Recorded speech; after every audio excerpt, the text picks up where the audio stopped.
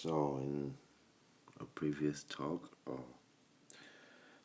the main talk, which this talk wishes to conclude, which was about the 3 marks of existence, or what I call the 3 conditions, because they condition all of sentient existence, meaning living beings, sentient beings who are conscious.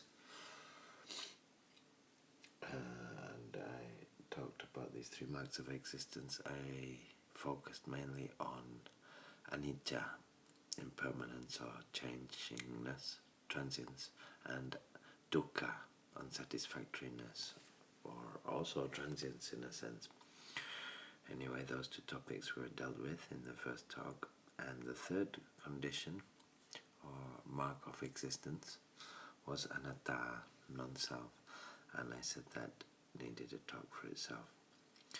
Now, the first talk was about not only the 3 marks of existence, but why they are difficult to see. So this final conclusion to that talk will be about why the 3rd mark of existence, anatta, or non-self, is difficult to see. And so I'll begin with giving the reason, the main reason, defined in Thai, which is ความเป็นแท่ง ความเป็นแท่ง meaning the state of being in a lump. Teng actually means, if you smelt a piece of metal into a teng, it means an ingot. And also a pencil lead you would call, or pencil you would call a teng. So it means a bar, like a bar of an iron bar would also be a teng. And so, ความเป็นแท่ง, things appear to be blocks, units. And so I will use a modern term. I will change the word block for unit, which is essentially the same. So, ความเป็นแท่ง, things in lumps. In this day and age we have many words for things which we once had few words, as our languages proliferate, and new inventions and new words and new terminologies and more abstractions, more delicate terminologies for the same thing occur. And so we have the word unit, the word lump, the word piece, the word individual. Word unit is seen as a physical object, whereas the word individual, as far as the body is concerned, is a physical object, but an individual is seen to be more than just a physical object, because it is conscious. And so I see animals as well as individuals, and conscious beings as individuals. A tree is also an individual, if we are seeing things in this way. And so because of our 5 khandas and the filters and doorways of our perception, and how we can perceive, and the filters through which we can perceive things, this is how things appear to be, because of the limits of our physical organs of perception. This is why these things can only be seen with insight, not with the physical senses, only with contemplative insight. And so, if we take an individual, which is a unit, first, we can look at me as an individual, as a person, as a man. But you can see many blood corpuscles and enzymes and various microorganisms, which are also in a sense individuals, or just as much an individual as I am, arguably.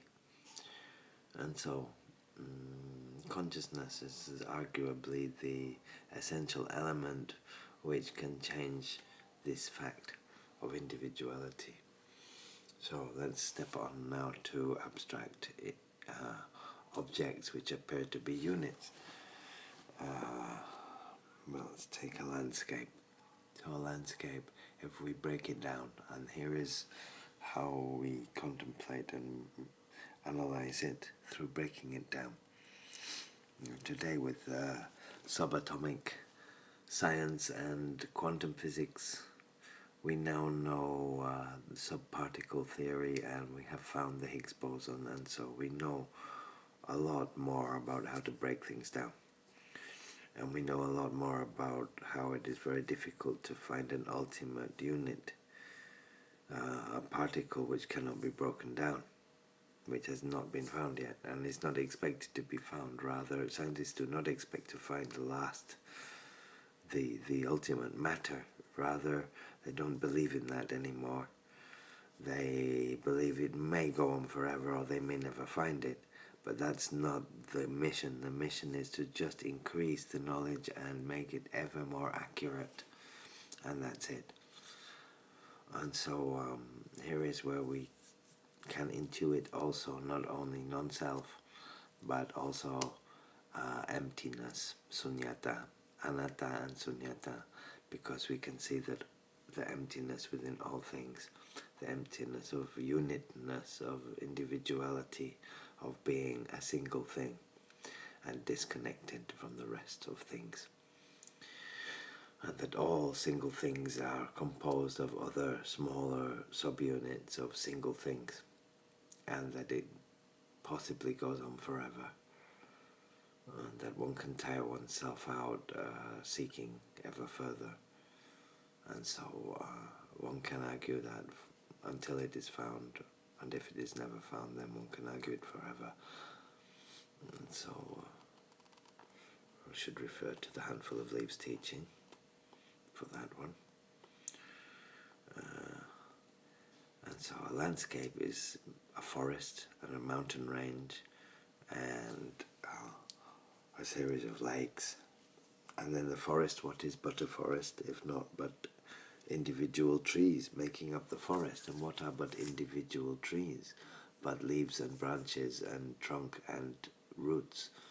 And what are they, if not but leaves and veins and pieces of sinew? And what are they, if not but sap and microbial organisms and water and solid matter, fluid matter, gaseous matter, and dark matter or empty space, depending on which you would argue is that which fills all that lies between matter, material objects.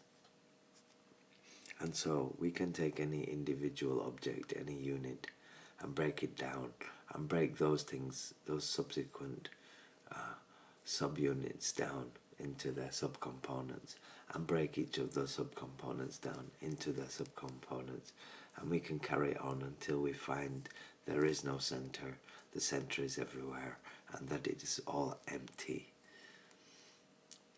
And when we find that, we will see there is not a person to be found, and that all is anatta, non-self, and we will see that all is sunyata, empty. And so this is more or less one of the reasons why we do not see emptiness, and also why we do not see the third mark of existence, or the third condition of tilakkhana, which is anatta. There's a lot more to talk about with anatta, because you can talk about it with feelings, not just with objects, but in the 5 khandas we have Rup, Vedana, Sanya, Sankhara, Vinyan, form, physical forms, feelings, perceptions or memories, conditioned things, and consciousness. All we have talked about today is within the first khanda, Rupa, forms, individual objects, and with mind, with abstract perception of them as individual objects. But anatta must be looked at within tilakkhana, the 3 marks of existence, through each of the 5 filters of the 5 khandas. Firstly through rup, through form, as we have just done. After that we must do it again with feelings, and then with perceptions or memories, and then with sankhara, conditioned things, which needs explaining because there are two levels of sankhara. Another day, another teaching, another talk. And lastly, consciousness, that one must seek non-self within all of these five khandas, and that they exist within tilakkhana, within all of these five khandas, so that the three marks of existence are found present within all of the five khandas, and that the five khandas are relative to these, and their relevance to each other will become apparent when you contemplate the three marks of existence through each of the five khandas. And this is part of the entry portal to vipassana practice. And so I think this completes the talk on why tilakkhana, the three marks of existence, are hard to see. And this is Ajahn Spencer, hoping this talk is interesting and useful. Signing off.